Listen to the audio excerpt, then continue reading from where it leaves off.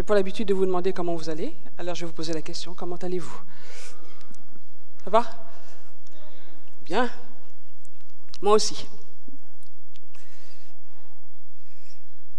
Alors, le titre de ma réflexion ce matin est « La prière d'intercession, un test de consécration et d'amour ». Et je voudrais illustrer ma réflexion avec un récit. Dans son autobiographie, Chuck Yeager, héros de guerre et pilote d'essai qui dépassa la barrière du son pour la première fois, raconte l'histoire de son vol à travers l'Atlantique avec la célèbre femme pilote Jackie Cochrane afin de visiter l'Union soviétique. Avant de décoller, ils avaient reçu l'autorisation de l'état-major de la force aérienne, placée sous l'autorité du général White, pour leur réapprovisionnement et leur service d'entretien. Et pour ce faire, le général avait pris soin d'envoyer préalablement des lettres aux commandants des bases qui se trouvaient sur le plan de vol, afin de les avertir que les deux pilotes avaient l'autorisation d'atterrir sur leur piste d'atterrissage. Un des premiers arrêts a été Presqu'île, Maine, aux États-Unis, vers 2 heures du matin. Leur carburant était presque terminé quand ils ont approché de l'aéroport. Yeager appelait la tour de contrôle, informant qu'ils devaient atterrir. « Ici, Yeager, nous sommes à l'approche et avons l'autorisation du général White d'atterrir sur votre base. » Face à l'urgence de la situation, la réponse du personnel de la tour de contrôle fut quelque peu fantaisiste. « Mais oui, Marilyn Monroe aussi, là. » Étonné et inquiet, Yeager insiste. « Je vous dis que nous avons l'autorisation d'atterrir. Il ne nous reste plus de carburant. Nous devons atterrir. » La tour de contrôle menaça d'éteindre les lumières de la piste d'atterrissage. Mais Yeager et Cochrane atterrirent tout de même. Aussitôt, ils furent arrêtés par des agents de sécurité et amenés jusqu'à la base des opérations. Le commandant arriva et leur demanda de partir, car la base était fermée au trafic civil. Alors Jackie Cochrane prit la parole. « Je souhaiterais passer un appel téléphonique avec ma carte de crédit. » Et elle appela à plus de 2 heures du matin le général White chez lui, à Washington, pour lui expliquer la situation. Quand le général eut le commandant en ligne, les deux pilotes ne pouvaient qu'entendre « Oui, général. Oui, général. » Le commandant se retourna. « Madame Cochrane, vous pouvez avoir tout ce que vous souhaitez et ce dont vous avez besoin, y compris cette base aérienne. » Je peux entendre quelques-uns d'entre vous dans l'Assemblée se demander « Mais le commandant n'a-t-il pas lu le courrier du général ?» Le commandant n'a ni lu, ni considéré le courrier du général White autorisant les deux pilotes à atterrir sur sa base. Il l'aurait fait, la situation aurait été différente, moins compliquée et surtout, moins dangereuse pour les deux pilotes. Au regard de cette histoire, la question est, et nous? Que faisons-nous de ce que Dieu nous a laissé comme instruction concernant la venue de son Fils Jésus-Christ? Il serait grave de ne pas être prêt pour le recevoir comme il se doit. Alors vous allez me demander, Françoise, quel rapport il y a entre ton histoire et puis la prière d'intercession? Depuis quelque temps, ma réflexion porte sur quelle est la raison d'être principale de la prière d'intercession, et en particulier en faveur de l'Église de Dieu. Au regard du texte de 1 Pierre 4, le verset 17, qui dit « Car c'est le moment où le jugement va commencer par la maison de Dieu », en tant que responsable du ministère de la vie de prière, comment considérer cette vérité et quelle impulsion ce ministère doit-il initier au vu de la responsabilité de l'Église par rapport à sa vie de prière? Et en particulier, concernant la prière d'intercession au sein de l'Église et vécue par et pour les membres de l'Église. Alors nous prions les uns pour les autres, les uns avec les autres. Et nous devons tous avoir cet élan fraternel. Cela est même considéré comme un péché si nous ne le faisons pas. Dieu a révélé l'importance d'intercéder à travers les paroles de Samuel, dites au roi Saül. « Jamais je n'ai pécherai contre le Seigneur en cessant de prier pour vous. » 1 Samuel 12, le verset 23. Nous avons de multiples sujets d'intercession que nous partageons au sein des réunions de prière, soit du mercredi soir, dans la chambre haute, permanence de prière, pour trouver un emploi, pour réussir à un examen, pour une guérison, pour un ami qui est en instance de divorce, pour l'avenir professionnel de nos enfants qui viennent d'obtenir leur diplôme, etc. Toutes ces requêtes sont légitimes et doivent être considérées comme étant importantes puisqu'elles le sont pour les personnes qui les présentent. Mais au-delà de ces requêtes, ne faudrait-il pas voir bien plus loin que cela? Nous allons nous attarder plus longuement sur cette question. Je vous propose que nous ayons une approche autre de la prière d'intercession. Au travers des versets que nous avons lus dans Exode 32, les versets 30 à 32, que je vais relire.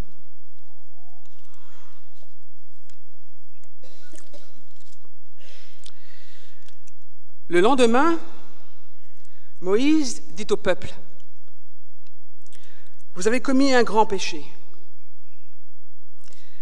Je vais maintenant monter vers l'Éternel. J'obtiendrai peut-être le pardon de votre péché. » Moïse retourna vers l'Éternel et dit, « Ah, ce peuple a commis un grand péché. Ils se sont fait un dieu d'or. Pardonne maintenant leur péché. Sinon, efface-moi de ton livre que tu as écrit. » L'expérience de Moïse avec les enfants d'Israël dans le désert. Rappelons-nous ce qui s'est passé. Après que les enfants d'Israël furent délivrés par Dieu de l'esclavage en Égypte, et les ayant conduits dans le désert en leur promettant de les délivrer vers le pays de Canaan, le peuple fit le choix de tourner le dos à Dieu par des murmures, la rébellion et l'idolâtrie. L'une des grandes rébellions fut celle vécue alors que Moïse, étant monté pour la seconde fois sur le mont Sinaï, afin de recevoir des instructions précises pour la construction d'un sanctuaire, celui-ci fut appelé par l'Éternel à redescendre car le peuple commettait une abomination à ses yeux. En effet, le peuple commençait à s'impatienter d'attendre leur chef. Finalement, les enfants d'Israël conclurent que Moïse les avait abandonnés. Ils allèrent donc vers Aaron, à qui Moïse avait confié l'autorité judiciaire en son absence, et lui demandèrent de leur faire un dieu, un veau d'or. Aaron céda aux demandes pressantes et menaçantes du peuple. Face à cette situation, aussi dramatique, aussi désespérée, que devait faire Moïse? quelle démarche devait-il entreprendre à l'encontre de ce peuple rebelle? Dieu était bel et bien décidé à exterminer ce peuple, tout en faisant la promesse à Moïse de faire de lui une grande nation. Cette digne nation qui remplacerait celle qui l'a trahi. Et c'est là, face à cette décision de Dieu, qui semblait sans retour possible pour Israël, et qui était sa destruction définitive, que nous allons voir toute la raison d'être de la prière d'intercession pour l'Église, en faveur du peuple de Dieu que nous sommes. Dieu dit à Moïse, « Va, descends car ton peuple, que tu as fait sortir du pays d'Égypte, s'est corrompu. » Dieu ne reconnaissait plus Israël comme étant son peuple.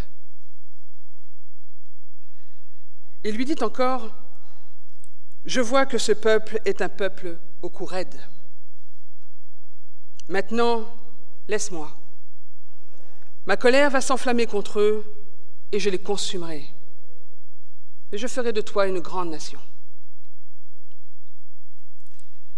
Moïse aurait pu dire, « D'accord, fais ce que tu veux de ce peuple. Je t'avoue qu'il m'apportait que du tracas.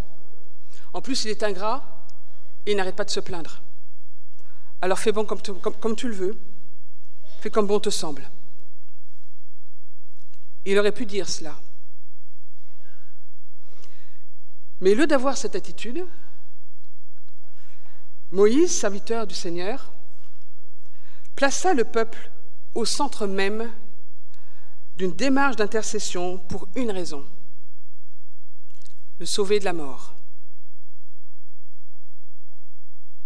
Il va conjurer Dieu d'épargner son peuple. Là où la situation d'Israël était désespérée, Moïse voudra transformer cette situation en situation pouvant redonner de l'espoir. Moïse chercha, entre guillemets, à calmer son Dieu, son Seigneur, en lui disant du verset 11 au verset 14 du chapitre 32, Moïse implora l'Éternel, son Dieu, et dit, « Pourquoi, ô Éternel, ta colère s'enflammerait-elle contre ton peuple que tu as fait sortir du pays d'Égypte par une grande puissance et par une main forte? Pourquoi les Égyptiens diraient-ils, c'est pour leur malheur qu'il les a fait sortir, c'est pour les tuer dans les montagnes et pour les exterminer de dessus la terre? Reviens de l'ardeur de ta colère et repens-toi du mal que tu veux faire à ton peuple. Souviens-toi d'Abraham, d'Isaac et d'Israël, tes serviteurs, auxquels tu as dit, en jurant par toi-même, je multiplierai votre postérité comme les étoiles du ciel. Je donnerai à vos descendants tout ce pays dont j'ai parlé, et ils les posséderont à toujours. » Et l'Éternel se repentit du mal qu'il avait déclaré vouloir faire à son peuple. Avez-vous remarqué? Moïse replace le peuple comme étant celui du Dieu souverain, puissant. Ton peuple, Seigneur, Seigneur, ton peuple, que tu as fait sortir du pays d'Égypte. Ce peuple, il t'appartient, il n'est pas à moi. Seigneur, l'Église est ton Église, pas la nôtre. Une Église que tu veux libre, une Église que tu veux voir sauvée par ta grâce. Où est le Moïse qui disait dans Exode 4, le verset 10, qu'il n'avait pas la parole facile, qu'il avait la bouche et la langue embarrassées? Que s'est-il passé pour que Moïse ait une attitude aussi osée? Que doit-il se passer en chacun de nous pour que nous nous présentions devant Dieu avec des prières aussi audacieuses que celles prononcées par Moïse en faveur des enfants d'Israël. Il n'avait qu'une seule et unique motivation, son amour pour son peuple, son amour pour le peuple qui était pourtant rebelle. La connaissance qu'il avait de son Dieu, sa foi en lui et son amour pour chaque personne composant cette multitude faisait qu'il a eu le courage et l'élan de plaider devant Dieu.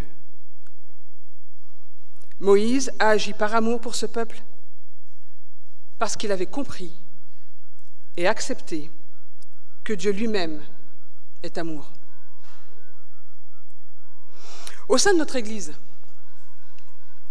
quelle doit être la première motivation de nos prières d'intercession que nous devons vivre les uns avec les autres et les uns pour les autres? Quel intérêt devons-nous avoir quant à la personne qui nous est confiée et pour qui nous devons prier? Moïse dit à Dieu, « Je sais que ton peuple a commis un grand péché. » Nous disons à Dieu, « Nous savons que ton Église, Seigneur, peut être faible, en proie à commettre des erreurs d'égarement, à être infidèle. Mais doit-on l'abandonner pour autant? Seigneur, l'abandonneras-tu pour autant? Non. Notre Dieu n'abandonnera jamais son Église. Il l'aime trop pour cela. Et le plan qu'il a pour elle est d'envergure. Ellen White, dans Conquérant Pacifique, page 11, nous dit « Cela était le plan de Dieu depuis le commencement que son Église soit l'intermédiaire par lequel sa grandeur et sa bonté soient révélées au monde. Les membres d'Église, ceux qu'il a appelés des ténèbres à sa merveilleuse lumière, doivent d'abord montrer sa gloire. L'Église est la dépositaire des richesses de la grâce de Dieu, de la grâce de Christ. Et par l'intermédiaire de cette Église, se manifesteront finalement, même envers les principautés et les dominations dans les lieux célestes, la dernière et l'entière révélation de l'amour de Dieu. » Est-ce que vous vous sentiez investi de cet honneur? Est-ce que nous nous sentons investis de cet honneur?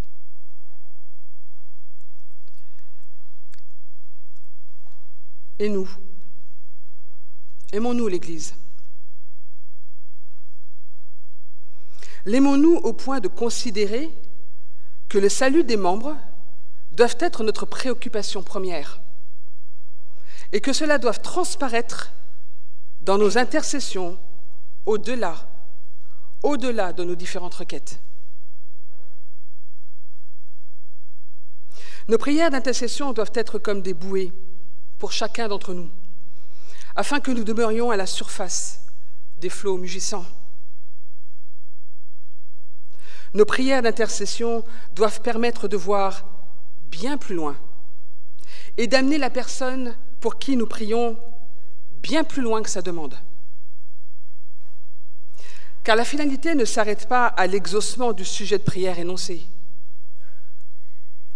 Mais la finalité est d'être prêt à vivre l'ultime exaucement de nos prières, à savoir de garder, de continuer à croire en la promesse du retour de notre Sauveur Jésus-Christ, qui veut nous voir sauvés. Quand je prie pour ta guérison et que tu guéris, alors amen, nous remercions le Seigneur. Et ensuite,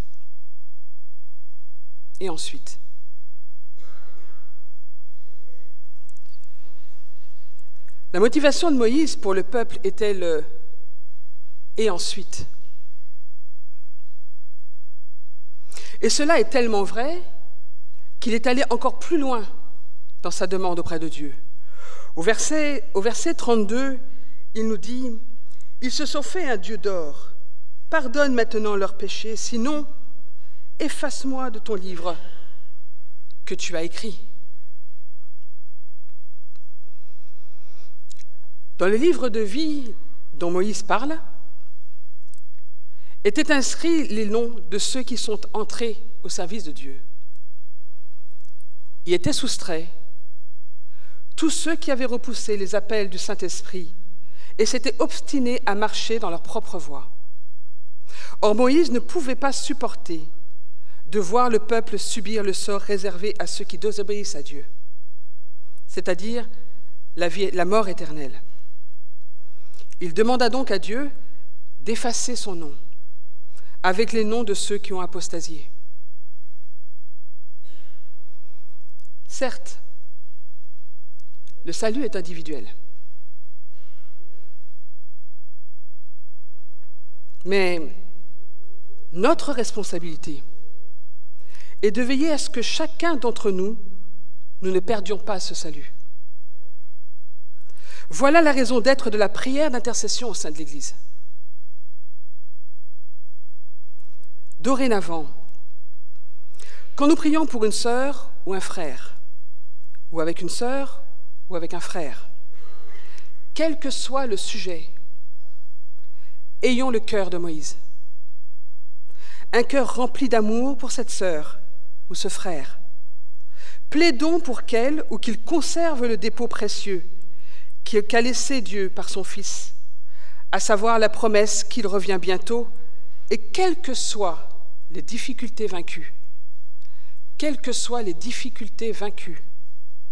cela ne doit jamais être perdu, ne doit jamais être perdu de vue. La prière d'intercession est un acte d'amour. Elle doit révéler toute la bonté et la miséricorde de Dieu au travers de nos paroles et de notre soutien mutuel.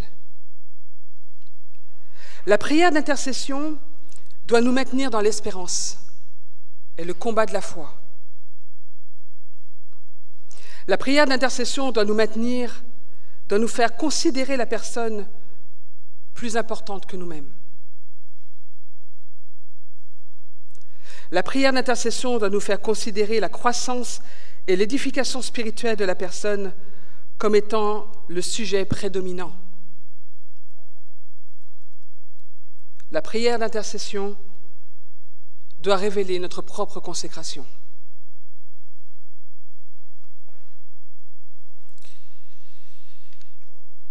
Jésus revient bientôt. Aidons-nous mutuellement à ne pas l'oublier, à travers les prières d'intercession vécues dans l'Église et pour l'Église. Forte de cet accompagnement mutuel dans la prière, afin d'être ancrée dans cette promesse du retour prochain de Jésus-Christ, notre Seigneur et Maître, alors l'Église pourra se prévaloir d'être une lumière sur le sentier de celles et ceux qui cherchent le chemin pour rentrer à la maison.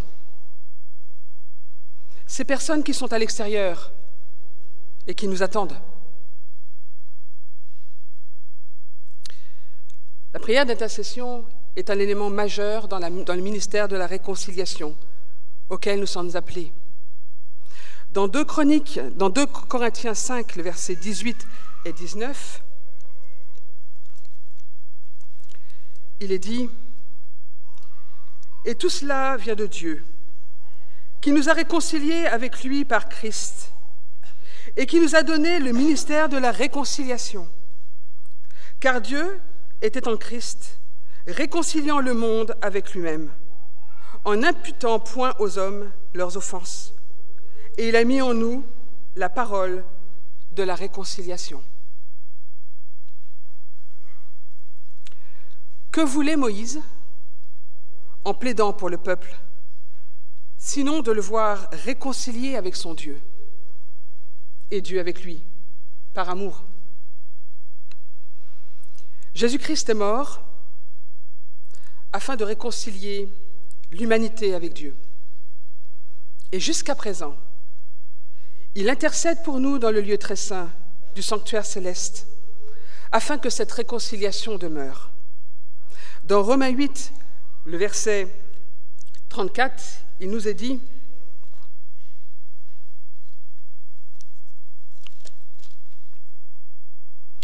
Christ est mort, bien plus.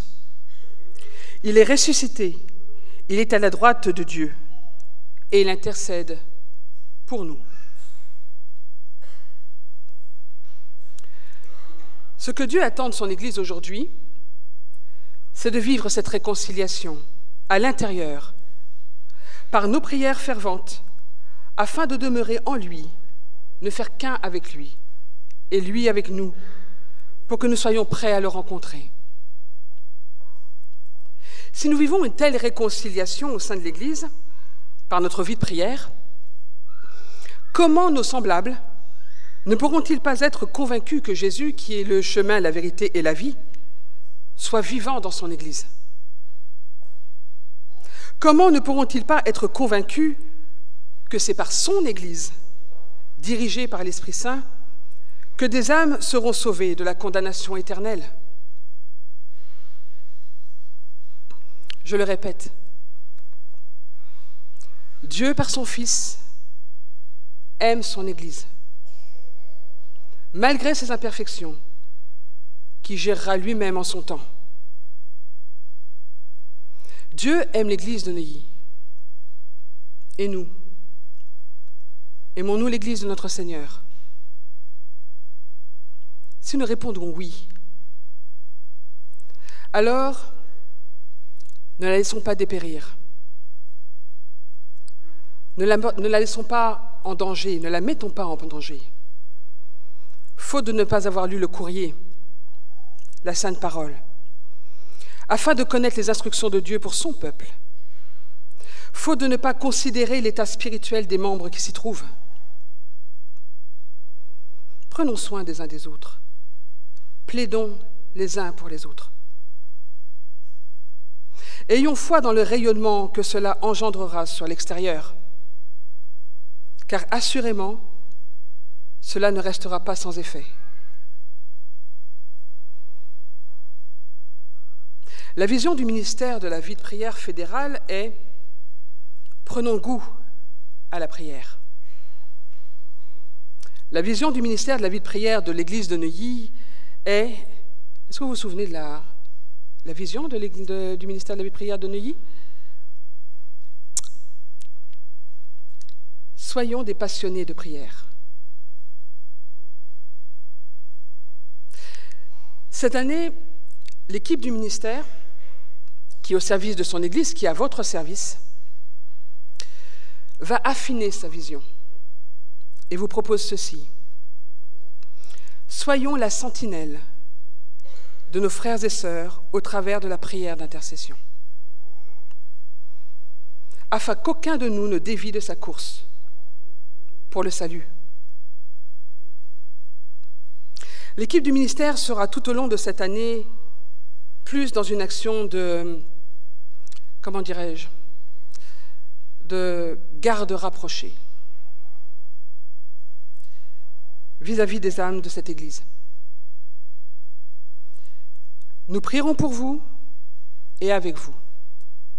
Nous prierons pour les équipes et les actions de chaque département. Nous prierons pour les dirigeants. Nous prierons pour la mission de réveil et de réforme de l'Église mondiale. Nous serons davantage à genoux et moins dans l'animation de rencontres. Les départements sont à l'œuvre pour en organiser tout au long de l'année. Je souhaite lancer un appel.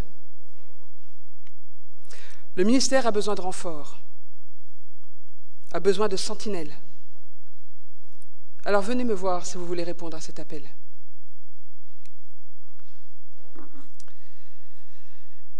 Il est grand temps que notre Église comprenne l'énorme responsabilité qu'elle doit assumer en vivant une véritable œuvre de consécration et d'amour, en plaçant à la première place le devenir éternel de chacun de nous, pour que, fort de soutien spirituel au sein de la maison de Dieu, le devenir de celles et ceux au dehors devienne et soit l'objet de tout notre intérêt dans ces temps qui sont les derniers. La prière d'intercession nous engage vis-à-vis de Dieu et vis-à-vis de chacun de nous. Acceptons cet engagement. Je vous invite à ce que nous puissions prier ensemble.